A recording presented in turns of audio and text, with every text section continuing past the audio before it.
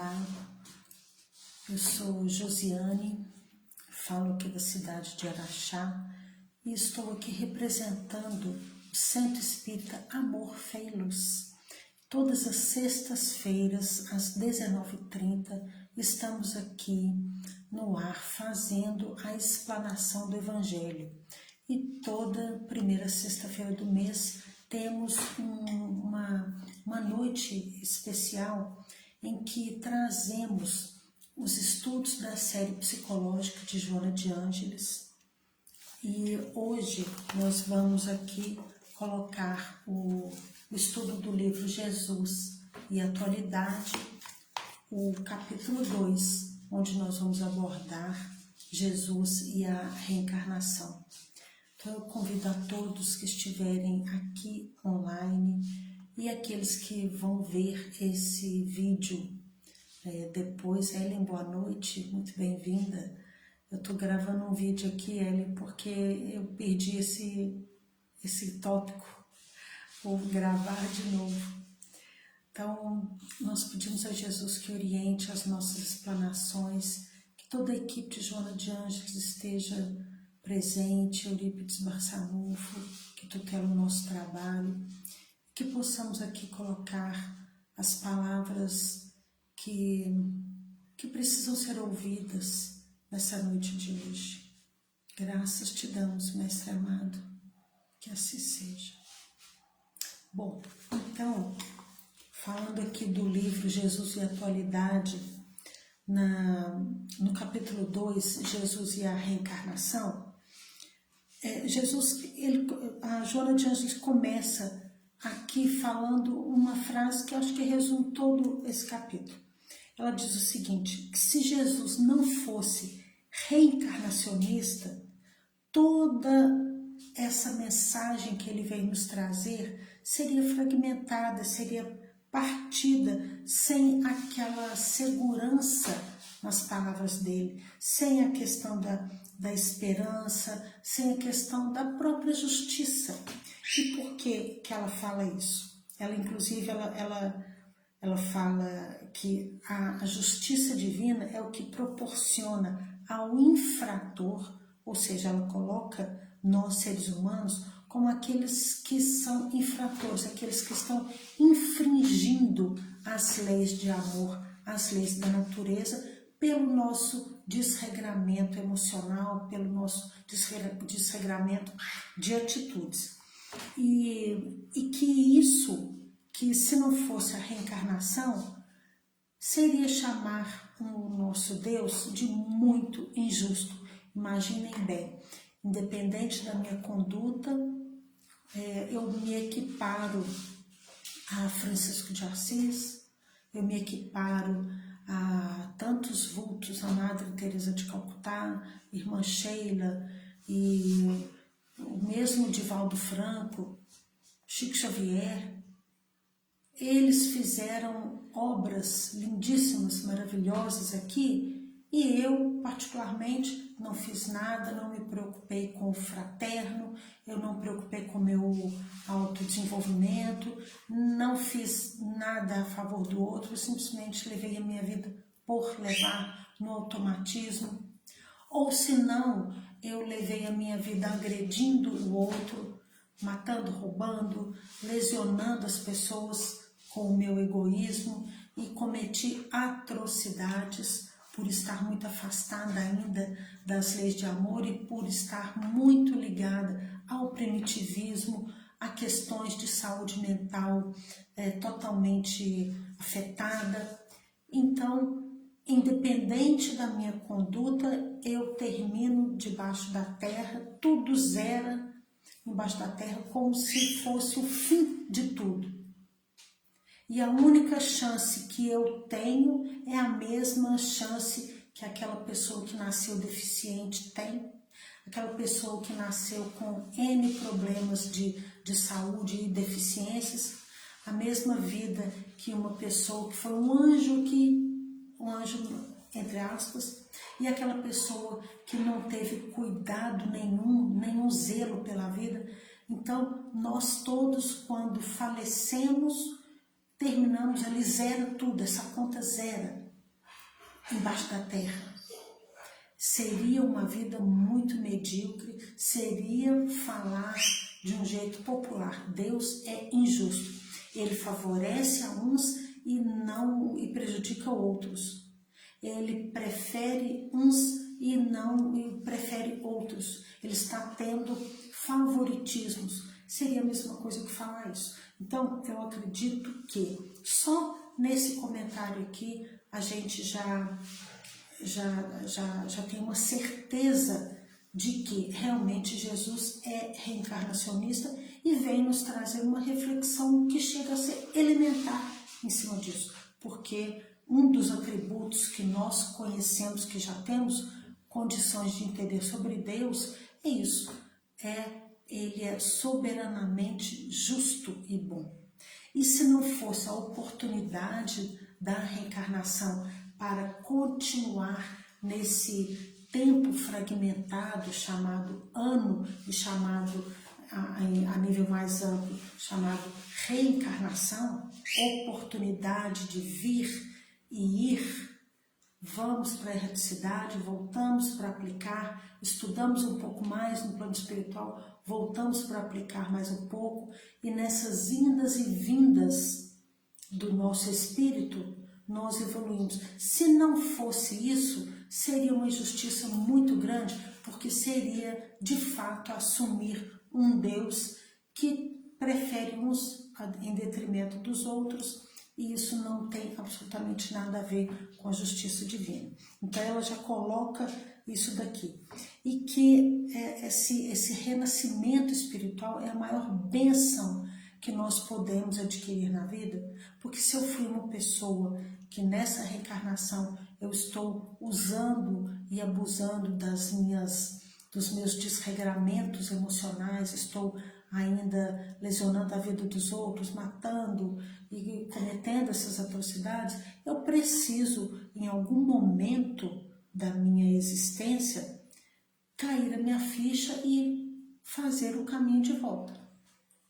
Eu preciso construir onde eu destruí, eu preciso amar onde eu odiei, eu preciso refazer várias condutas, e eu só vou ter o direito de refazer essas condutas se eu tiver a oportunidade de vir de novo, de estar presente com aquelas pessoas que eu prejudiquei no passado. Então, uma coisa assim, esses renascimentos físicos, eles nos dão a certeza de que quem adoece para ter condutas erradas não é o corpo físico, é o espírito. É o nosso espírito que dita como o nosso corpo vai reagir. Ele que é a porta de manifestação de todo o conteúdo da nossa alma. E Joana vem falando aqui o quanto é importante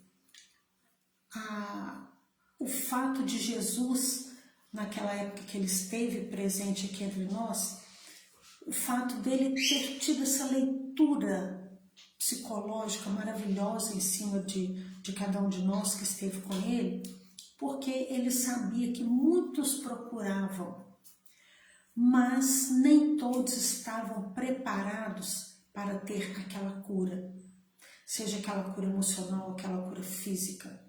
E aí, por que não estavam preparados? Porque ainda estavam com o coração fechado, ainda não tinham condições de detectar, de ouvir a voz da própria alma e fazer aquela análise que permite o autoconhecimento, que permite que nós denominemos os nossos defeitos, as nossas fragilidades, aquelas lições que ainda não aprendemos. E se a gente não detectou ainda aquilo que nós necessitamos, como é que vamos nos curar? Se eu nem sei onde dói, se eu nem sei onde está ferido, se eu não assumo o meu lado sombra. E como é que eu vou me curar se eu não uso dos meus próprios atributos divinos vivos em mim? Se eu não reconheço o meu lado luz, Onde tem os meus potenciais derivados do amor? Se eu não enxergo eles na minha consciência, como eu vou me curar? Como eu vou colaborar com toda uma sociedade se eu não enxergo a minha própria luz? Então não se trata apenas de saber onde estão os meus defeitos de caráter. Se trata de assumir que eu também tenho um lado luz e que eu preciso deixar o egoísmo de lado e proliferar e multiplicar os meus talentos em favor de mim mesmo e em favor de toda uma sociedade. Se eu não faço isso, é como um ouro que está trancado dentro de um armário e que é ouro, que é super valioso, mas eu não destranco, eu não faço uso e fica ali encostado. O que vale um objeto se você não usa? Mesmo que seja uma barra de ouro. É isso que Jesus veio colocar para nós aqui como um dos fatores maiores do nosso sofrimento. É exatamente isso, é não enxergar o que tem lá dentro. Eu tanto não enxergo o meu lado sombra, como não enxergo também aqueles atributos que me trazem a cura e que podem também colaborar com a cura do outro. Isso é um ponto de maior sofrimento. Então, quando ele era procurado por várias pessoas, ele sabia perfeitamente quem ia se beneficiar com o que ele proporcionava e aqueles que não iam se tocar. Mas, ainda assim, aqueles que tiveram contato com Jesus, que o buscaram e não receberam, entre aspas, a cura, que naquele momento ainda estavam fechados, não estavam maduros para entender tudo que Jesus queria levar, o que Jesus proporcionou, aquele choque anímico que ele veio trazendo, não ficou perdido. Mesmo que aquelas pessoas não tenham utilizado aquele benefício naquele momento, mas ficou como um germe guardado, aquela sementinha que ficou ali dentro dessas pessoas para numa próxima reencarnação ser aqueles que lideraram movimentos religiosos, ser aqueles que lideraram palavras edificantes em nome de Jesus. Foram aqueles que tomaram iniciativa de trabalhos fraternos. Aqueles que, no momento certo, com um pouco mais de maturidade, utilizaram aquilo que aprenderam com Jesus, porque absolutamente nada fica perdido e desperdiçado. Apenas tem o momento certo de florescer, de se tornar vivo, de se fazer aparecer.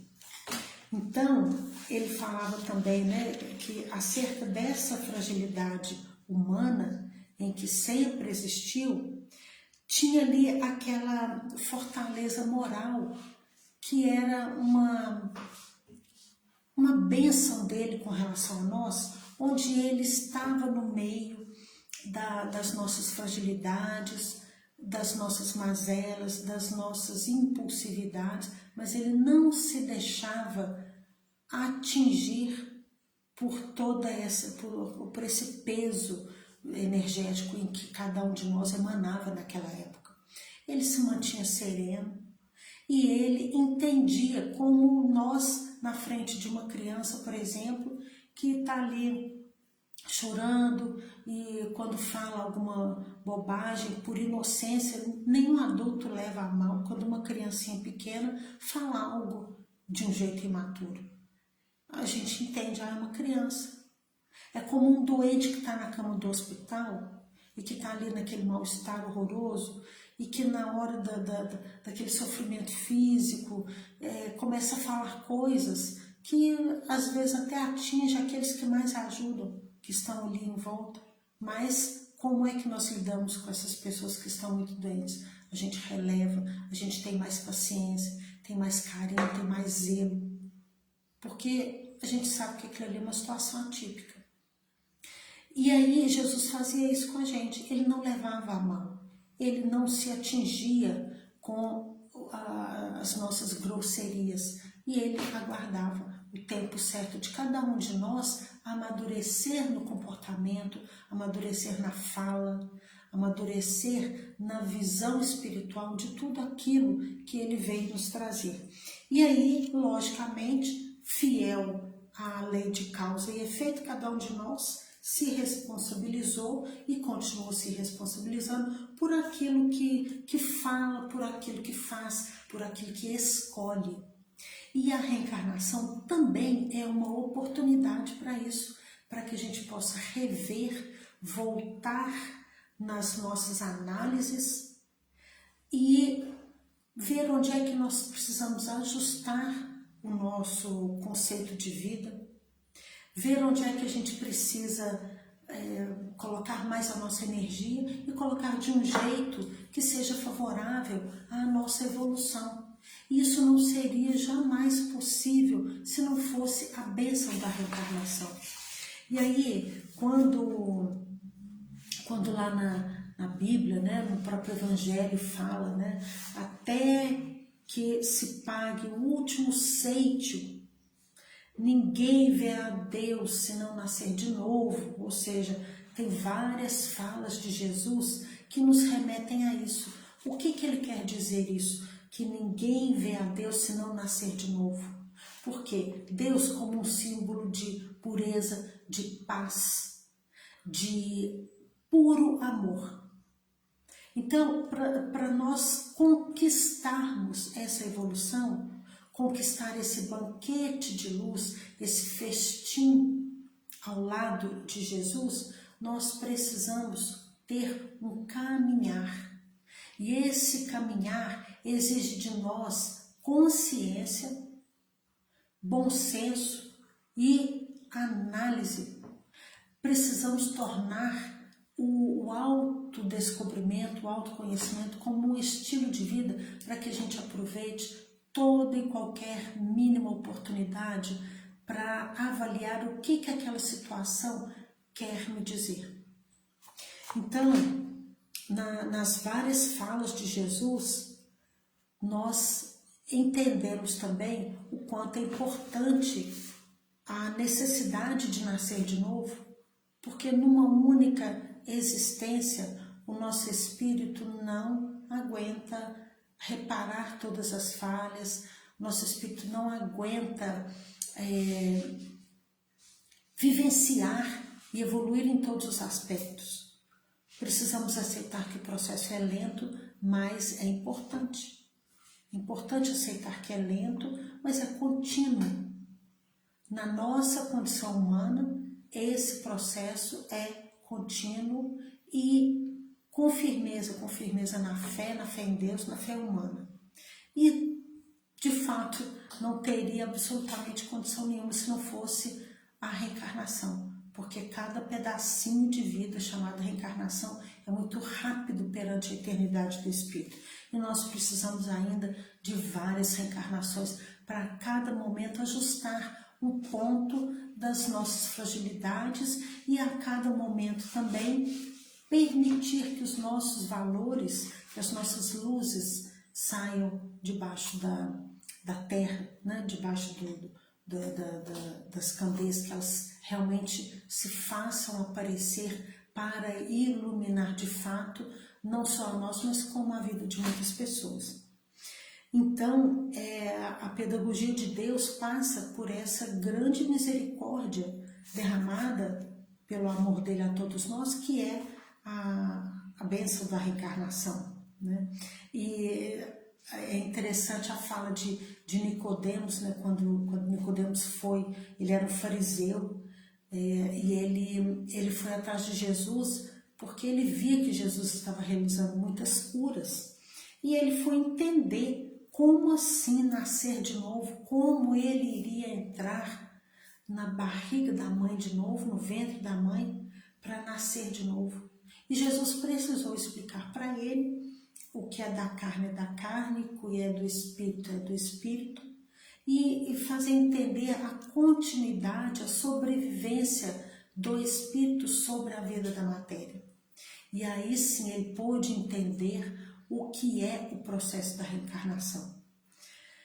Bom, e aí, quando ele fala que como espírito puro, Jonas fala que Jesus era um espírito puro que jamais enfermou, ou seja, jamais adoeceu, enfrentando todos os fatores climáticos e ambientais em que nós enfrentamos, que às vezes a gente faz um pouquinho mais de frio, a gente contrai uma gripe, ou uma bactéria daqui e dali faz a gente ficar de cama, sempre a gente tem um problema ou outro de saúde. Jesus não tinha isso. Jesus, ele não enfermou, por quê? Porque o conceito de saúde perante a eternidade do Espírito, aquele Espírito que vive a paz verdadeira e vive a essência do amor verdadeiro em si, na plenitude em que ele vivia, era o que mantinha a saúde dele. Então, ele fala que sentimentos desregrados é que nos adoecem. Pensem como é interessante quando bate uma tristeza, uma notícia ruim, alguma coisa que acontece que a gente não gosta, que deixa a gente com aquele coração doído. O nosso coração dispara, a gente desencadeia em nós, a mão fica suando, a perna treme, dá uma tonteira, tem gente que desmaia, várias reações momentâneas que nos mostram o quanto aquele momento ali que nós estamos sentidos, o quanto aquilo nos rouba energia.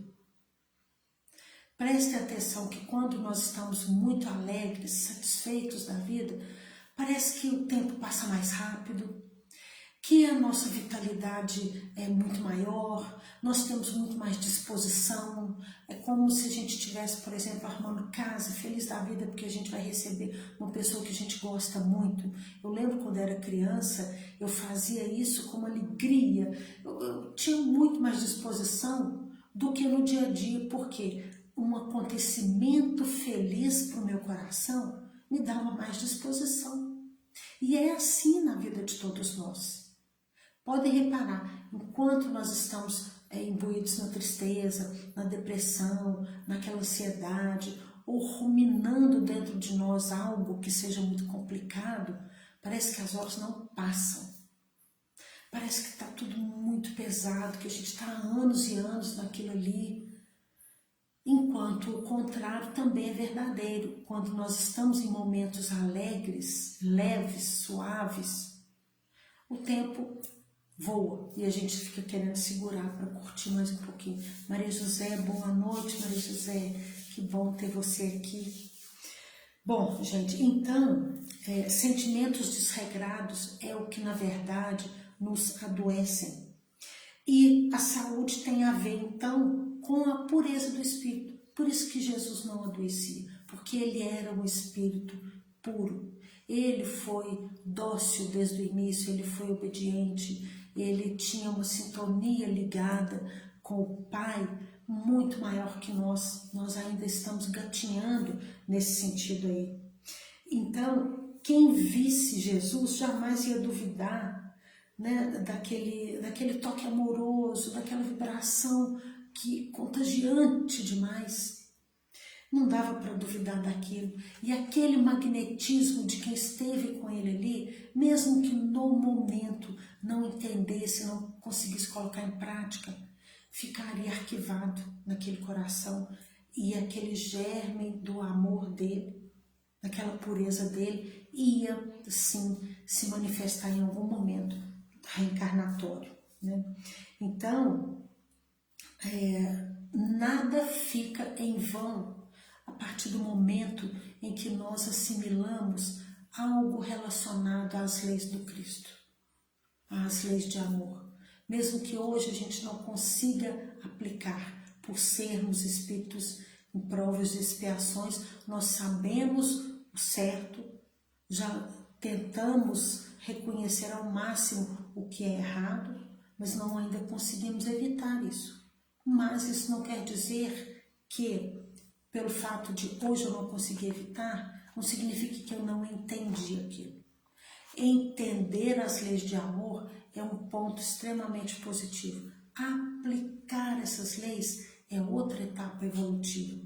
mas estamos a caminho dela. Isso é que é o bacana. Nada fica em vão naquelas sementes que Jesus plantou na humanidade, em cada um de nós, desde aquela época até os dias de hoje e até o nosso futuro também. Então, ele tinha essa reencarnação como o centro da psicoterapia que ele aplicava na humanidade desde aquela época, por saber que o ser humano é o modelador da própria existência. E cada um de nós, então, como modelador da própria vida, tem enraizado a perfeição, a paz, todas as leis de amor. Porém, como nós ainda estamos, é como se fôssemos um autor de uma obra de arte que é a nossa própria vida. Nós ainda não somos aqueles artistas maravilhosos, perfeitos, para esculpir o nosso próprio destino. Nós somos aqueles artistas que estão começando a ver qual é o efeito de quando eu estou talhando uma pedra, de quando eu estou pintando um quadro. É com a experiência que eu vou ajustando aquilo que fica melhor, aquilo que dá mais paz, aquilo que faz a obra ficar mais vibrante. E assim eu vou me aperfeiçoando aos poucos com a prática das existências que nós temos. Mais uma vez, a bênção da reencarnação. Do contrário, não seria possível isso, né? Então é muito interessante essa questão de nós podermos modelar a nossa própria existência de acordo com a nossa capacidade, com a nossa compreensão. Isso é um cuidado maravilhoso que Jesus tem conosco. É o primeiro sinal de respeito. Eu respeito a sua obra, eu respeito aquilo que você já consegue esculpir, consegue ajustar, consegue afinar para fazer a própria obra, né? E então, por essa razão, por esse respeito, ele jamais condenou nenhum ser humano, porque ele sabe que no momento certo cada um de nós vai acertar mais, porque mesmo que nós não tenhamos consciência, estamos todos na busca. Todos queremos acertar. Todos nós, quando entramos em qualquer ponto de vida, quando a gente arruma uma casa, quando a gente está buscando uma profissão, quando a gente está fazendo uma sopa lá no centro, qualquer coisa, ninguém pensa assim, eu vou fazer isso aqui ruim, eu vou fazer errado. Se passa por esse pensamento passa na mente de cada um de nós, a nossa mente está sendo tomada por um adoecimento psíquico. Do contrário, através desse Deus interno que nós hoje retratamos como consciência, todos nós queremos acertar naquilo que faz. Todos nós queremos dar o melhor de nós. Isso é intrínseco, está nos nossos poros. E isso é o quê? É o sinal de que a nossa existência tem uma paternidade divina. E essa paternidade divina é dotada de atributos perfeitos. E mesmo que nós não tenhamos condições hoje dessa perfeição, mas estamos nessa busca. Sem mesmo pensar, nós estamos nessa busca. Ou não teríamos esse ímpeto de querer acertar, de querer melhorar, de querer fazer perfeito, né? Então, o que Jesus traz de recado aqui através de Joana de Ângeles aqui para a gente encerrar? Ela fala assim, é muito importante ter a mente voltada para a autoobservação, para reconhecer os nossos erros, para identificar os nossos delitos, para poder pensar nas questões em que nós vivenciamos situações penosas, difíceis, pensar naquelas pessoas em que nós prejudicamos, compreender os nossos erros para não mais errar. Quando a gente torna a vida de alguém difícil, infeliz, que é para a gente reconhecer isso, mas jamais ficar preso na consciência de culpa, preso nas nossas sombras. Isso ela coloca aqui para terminar o capítulo, que essa amargura que vem com a consciência do erro, que ela não tem que ficar tomando conta de nós, ela não tem que ser maior que nós, ela tem que ser consciente, mas ela não tem que estar naquela coisa que está me amarrando e que toma conta de mim como se fosse assim, o meu Deus interno. O que ela chama de Deus interno? É aquilo que está grande no meu sentimento, é aquilo que está tomando conta de mim, que está me absorvendo por completo. Então, a nossa consciência de culpa, ela tem que diminuir, a gente não pode ficar encarcerado nas sombras, preso nesses escombros, né, das nossas situações penosas. Ela fala que é para a gente buscar o auto-perdão e também perdoar. Isso é o principal ponto de reabilitação do espírito. A gente não tem a reabilitação do nosso corpo físico quando a gente vai lá numa fisioterapia, a gente não está procurando desenvolver um movimento, voltar a um movimento correto do nosso corpo. Nós temos também que voltar ao movimento correto do nosso espírito. E não é preso na culpa, ficando ali na cadeirinha do pensamento, no sentido simbólico, e só minha culpa, minha tão grande culpa, eu não mereço nada. Isso não ajuda em nada, muito pelo contrário, isso só nos atrasa e atrasa toda uma sociedade. Então ela fala, reconhecer o erro sim, mas ficar preso na consciência de culpa, não. Identificar os nossos delitos sim, mas não ficar preso nas sombras. Descobrir os nossos equívocos, ou seja, reconhecer as nossas falhas, onde a gente errou, sim, mas ficar na amargura em demasia, de jeito nenhum.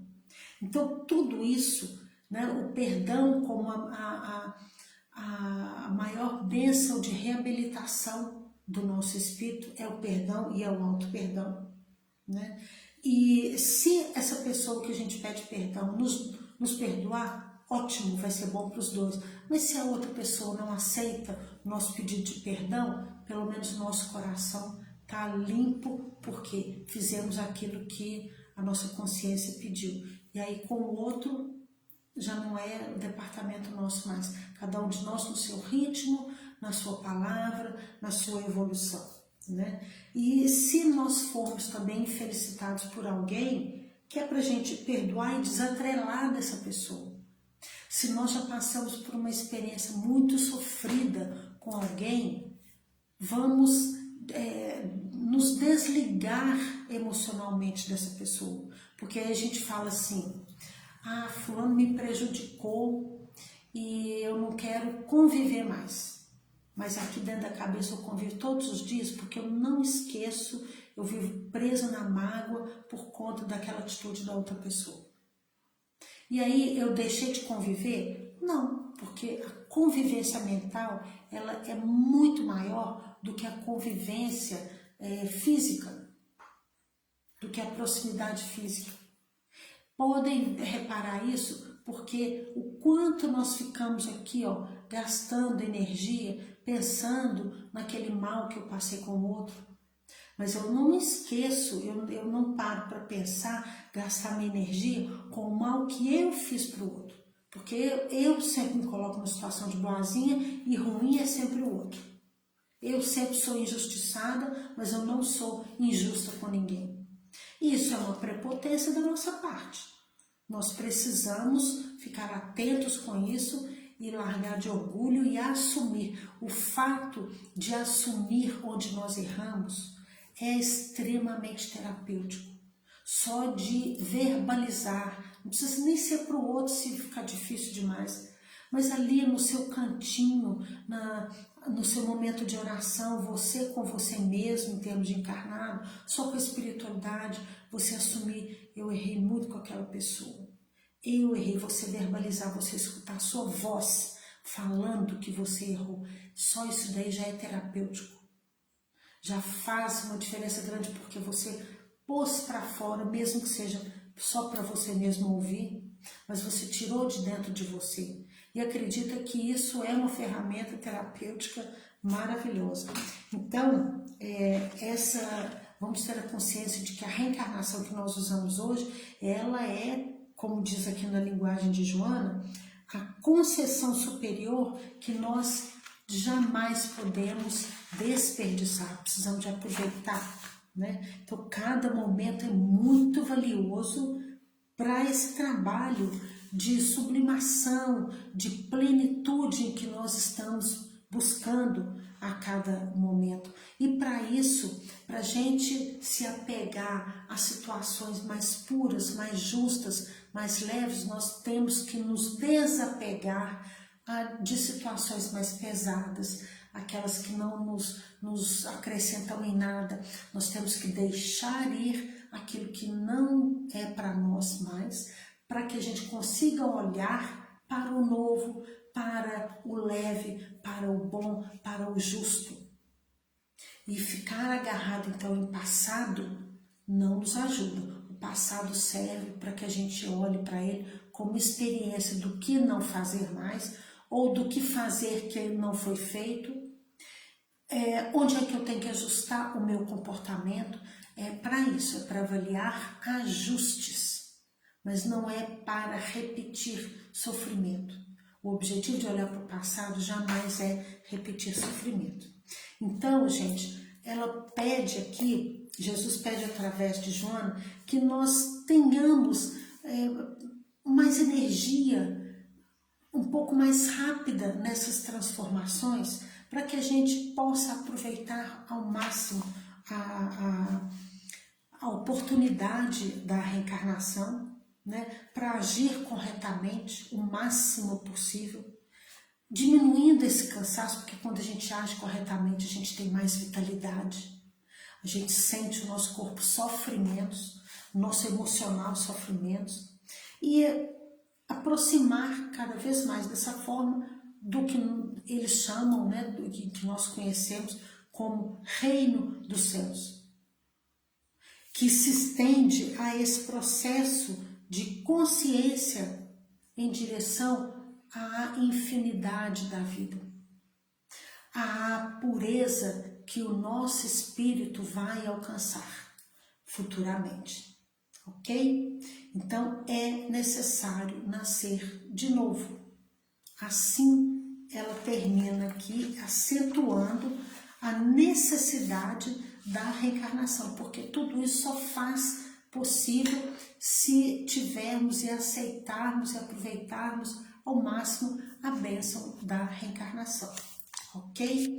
Bom, então aqui nós terminamos esse capítulo, é o capítulo 2 do livro Jesus e Atualidade, e agradecendo muito, né, a esse esclarecimento que, apesar de ser elementar, mas é necessário nós ouvirmos de um jeito minucioso aquilo que Jesus veio nos dizer, que nós já sabemos disso há muito tempo, mas negligenciamos. Então, fica aí o recado de Joana e de Jesus para nós todos. Então, pedimos aqui a bênção de Deus, a bênção de Jesus derramada sobre cada um de nós, agradecendo imensamente aos mentores por nos permitir esse estudo tão maravilhoso e que ele possa beneficiar a quem quer que ouça essas palavras de Joana de Ângeles para ser parte de todos aqueles que já buscam trilhar o caminho do autodescobrimento junto a Jesus e aos mentores. Graças te damos, Mestre amado, que assim seja. Gente, então muito obrigada a todos. Se sentirem no coração de divulgar esse vídeo para favorecer outras pessoas que precisam ouvir essa palavra do Cristo, compartilhe, ok? Para que a gente possa inundar com os ensinamentos de Jesus ao maior número de pessoas possível. Muito obrigada, Que Jesus abençoe a cada um de vocês e que a paz chegue ao coração de todos vocês.